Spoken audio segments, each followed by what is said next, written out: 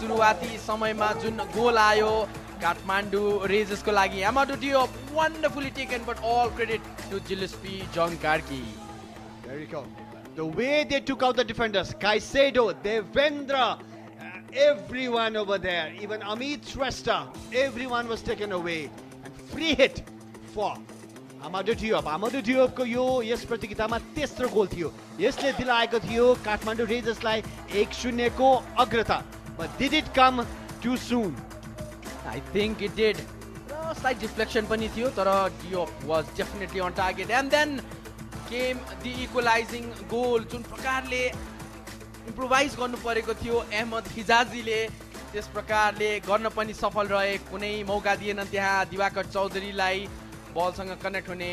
And there you go, Hijazi. That was just the start for Ahmed Hijazi.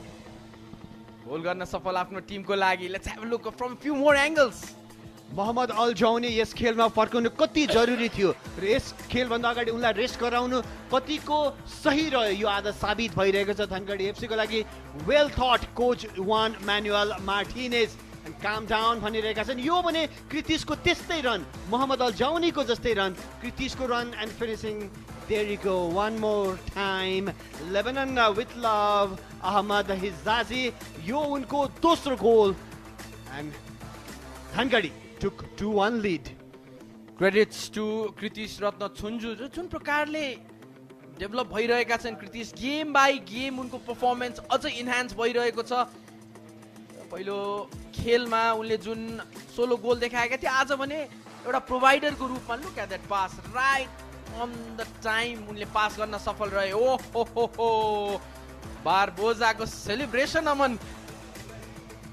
That's the dance, the samba dance, and the samba with the Nepali song Here ko here, Hami here ko here, and this completed the hat trick for Hijazi.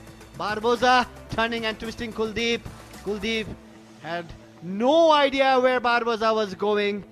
He just lost it, and Barboza complete control, and Hijazi, my goodness, that swift touch. The very first hat trick of the third season of NSL Season 3, powered by Hero. There you go, the hero of the first half.